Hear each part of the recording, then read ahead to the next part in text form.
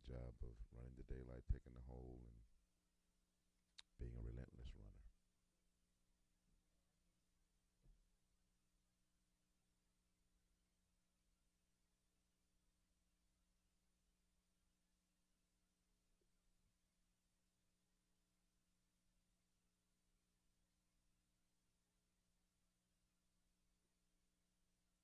Our next drill is the stiff arm drill.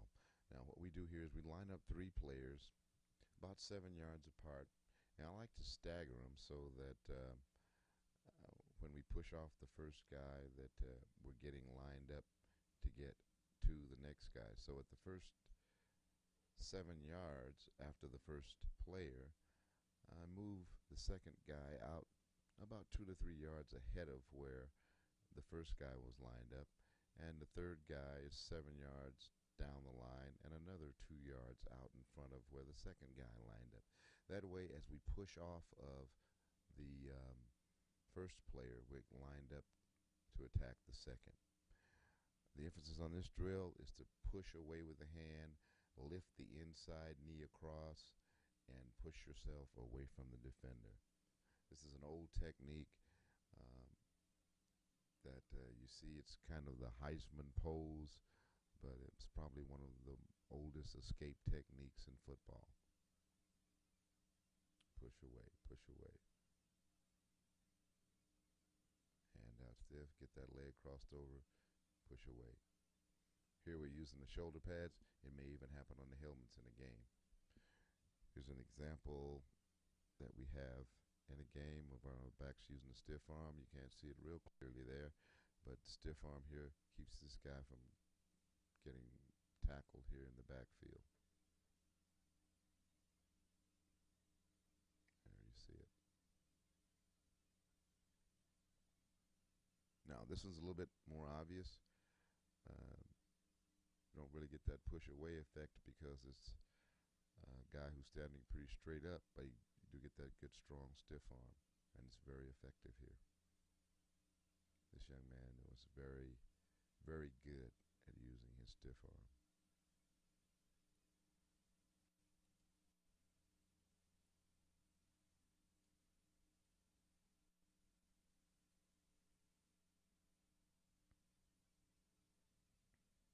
The next drill we're doing is called a balance drill. Now you can see we put our hands down, get our weight down on our hand, straighten up, and get through the bags as we straighten up.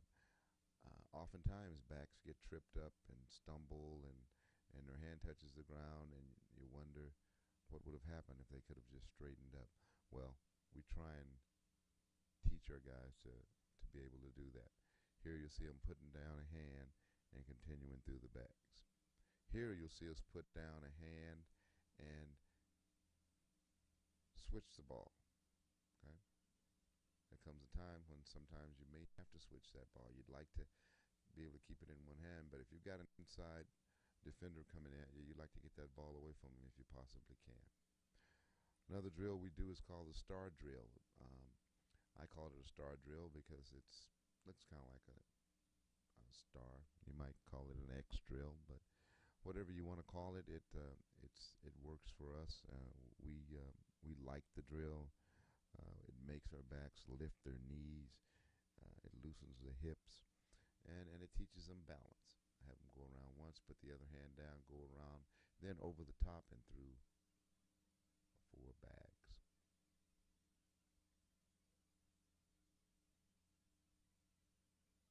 See, these guys are very good at this. Your players may not start out this well with this drill, but after several repetitions, I guarantee they'll get better at it.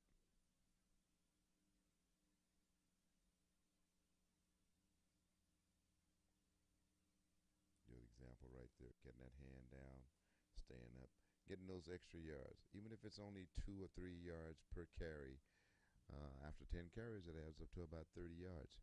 In this situation here, you can see a guy getting his hand down, getting up, and making a very important first down just by getting those extra yards.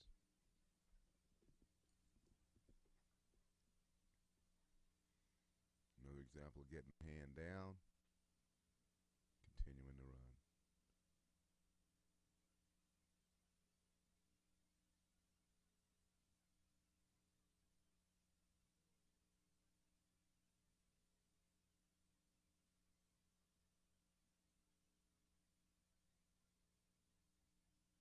Here's another great example of a player getting knocked off balance, tripped up, putting his hand down, getting that extra yardage. You can see he's tripped up right here and continues up and gains another 12 yards. Let's take a look at it from the end zone.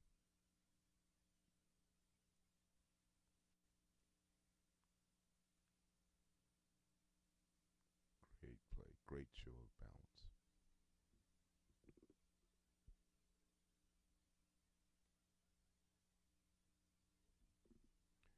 Here we see a young man that's knocked off balance.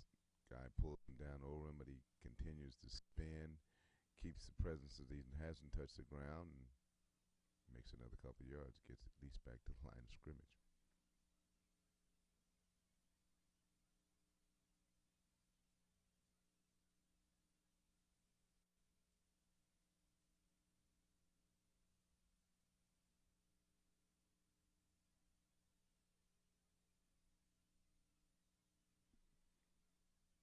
Here's a play in the Fiesta Bowl. If you watch ESPN, I'm sure you saw during the 2002 Fiesta Bowl, just a great run by Maurice Morris.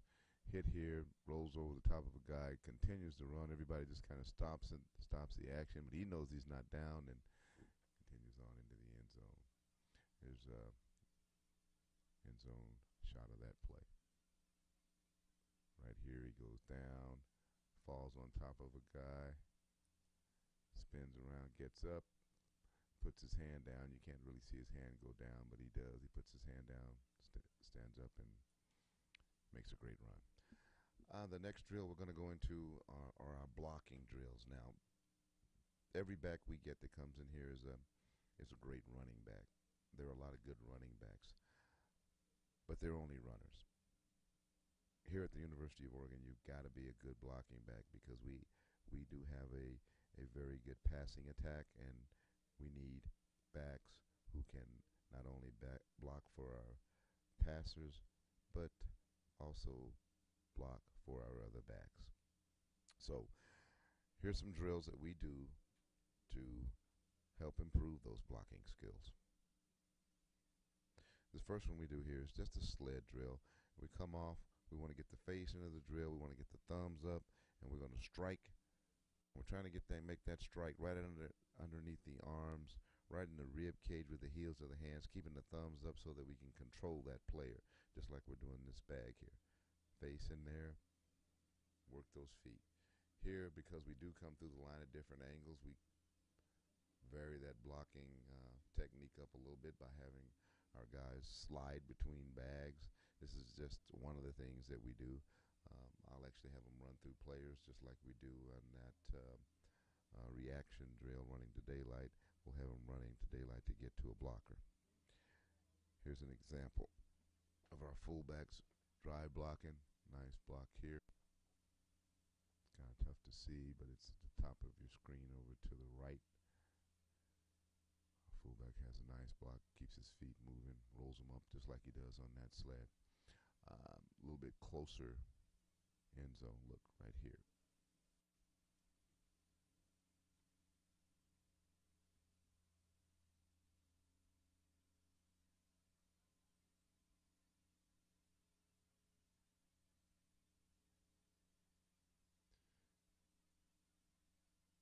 Okay. Here we go with a play that we call fan. It's ISO type play. This is actually a power that kind of turns into a fan because we're running to the weak side. But it's a lead play for the fullback. You can see he rolls this guy back on his heels, works his feet, creates a nice little hole there.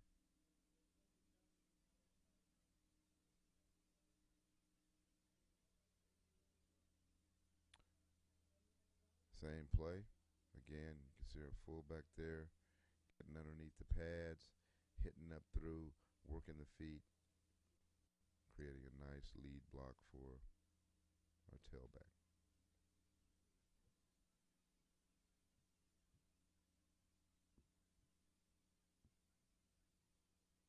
This is one of our cut blocking drills. Now, we call this cut blocks versus lateral movement. Of course, there are several different kinds of cut blocks. We practice on mainly the three of lateral movement, um, guys that are coming straight ahead, and vertical cuts.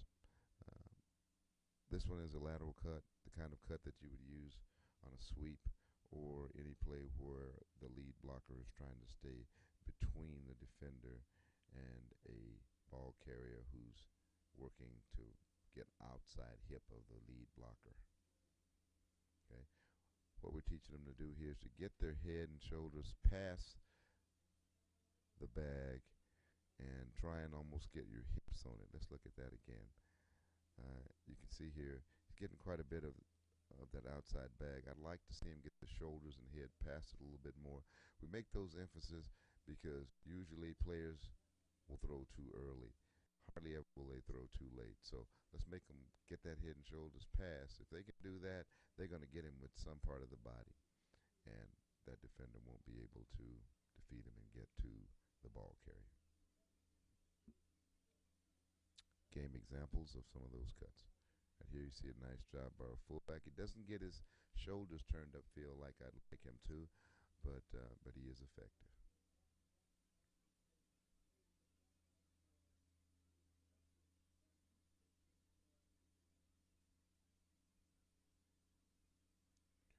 Got to keep your head up as a blocker. Get your feet going perpendicular to those lines, that is, across those lines. Here we go again with our fullback leading. Pretty nice cut here.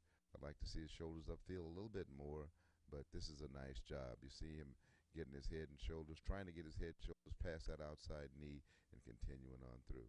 Great job.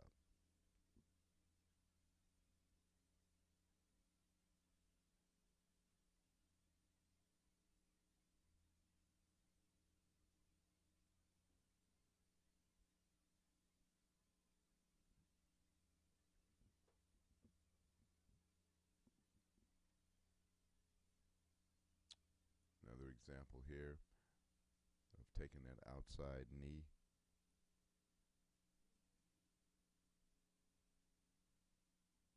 Just working to get the head and shoulders past the knee.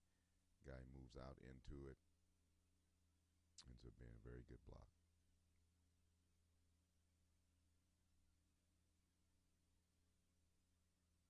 There. Keep that head up. Again, like to see him work to keep his head up and get those shoulders turned up the field. Head and shoulders up the field. Cross the lines with your body. Now here's a cut we do versus the vertical movement.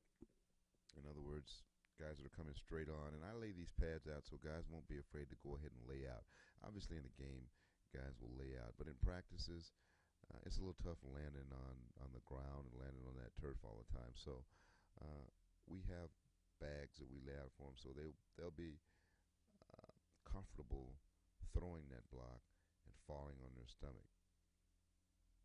In a game with the adrenaline going, they're not going to have much problem. Right there, you can see the strike.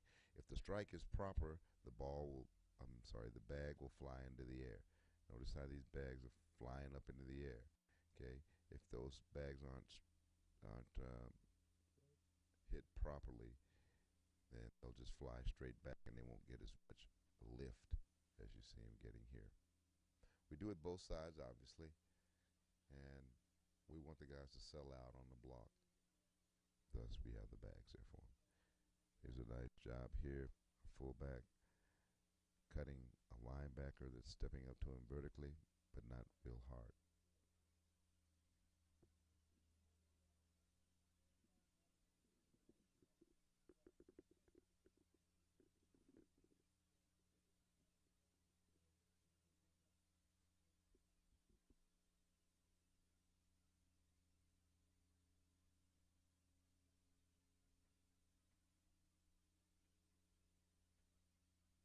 Here we are again, very nice block by our fullback. Like to see him when those guys are coming at him, get the shoulders just above the knees, strike through just like you would any other block. A cut block is no more than a drive block or a bounce block just above the knee. Strike through. Nice job. Okay, the next phase is pass protection. Obviously, the blocks that you just saw were run type blocks. Here we do our pass protection now. What we're coaching on our pass protection is that we want to get our feet